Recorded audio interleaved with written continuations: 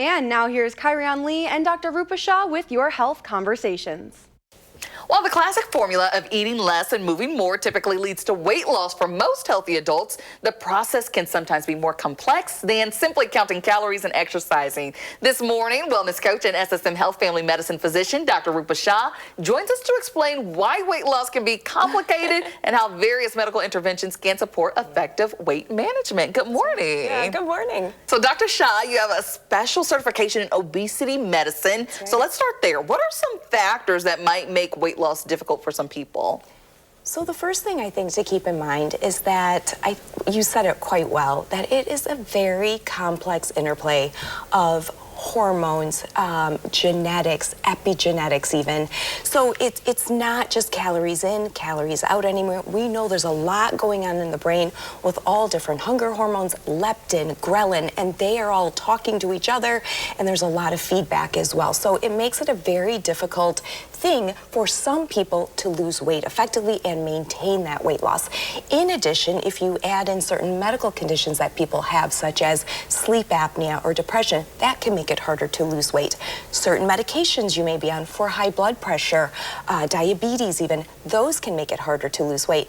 And if you're a female going through menopause, we're aging, those hormonal changes can be a difficult time as well. So you add all of that and it makes it very difficult to lose weight. Yes, so lots of contributing factors here. Exactly. So over the past few years, we've heard a lot about GLP-1 medications like Wegovy and Ozempic. So how do these medications work? So the GLPs are glucagon-like peptide, and they bind to that receptor, and they basically enhance and boost your natural insulin. So they make it work better, so you get better glucose control.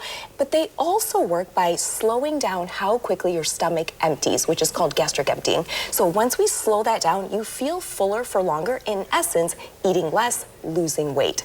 Now, while these medications are wonderful, and we're seeing about 15 to 20% weight loss in a lot of folks with lifestyle measures, they do come with some side effects. That we see a lot of GI issues with them initially for some folks, nausea, constipation, diarrhea sometimes, and then we can see some more serious things like pancreatitis, gallstone issues, gallbladder issues, things like that as well. But overall, they're very safe and very effective for the right person. It's really, I kind of describe them as the key that unlocks certain people's biology. Yeah. Yes. So.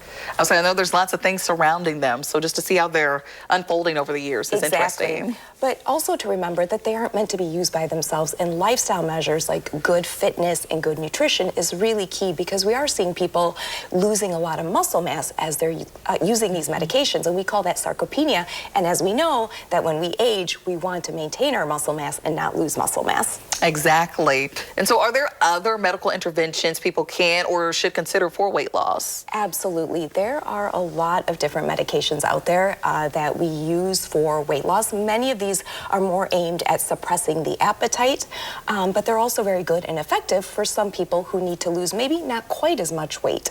The other thing that's really popular as well right now and very, very effective is the gastric sleeve procedure and gastric bypass. Now, these are really excellent surgical procedures that lead to a lifelong change in the biology and help people maintain that weight loss for years to come. And in the right patient, they can be an excellent option, especially at places that are centers of excellence. Absolutely. Yeah. So what is the first step for patients who think they would benefit from weight loss support using medication or even other procedures like you've mentioned? Exactly. The first step is just speaking to your physician to see what kind of resources they can put you in touch with, right? So if your clinic has a weight management program, that could be a place to start. Seeing a nutritionist or a dietitian to get those healthy nutrition habits in place. Or seeing a lifestyle medicine specialist like myself, who can really give you that more individualized, holistic approach, because it's not a one-size-fits-all, right? Everybody needs a different approach to their weight loss. You need a look at what medications are you taking, what underlying medical conditions may we have missed, what's contributing to your weight loss, what's preventing the weight loss, right? So that takes this very precise look at an individual and then deciding what is the best next steps for them. Yes, because there's many different things for many different people that could work better than others. Exactly. All right. Well, Dr. Shah, you're always dropping gems. Where can we find you? You can find me on Instagram at Wellness with Dr. Shah. Thanks for joining us. Thanks so much.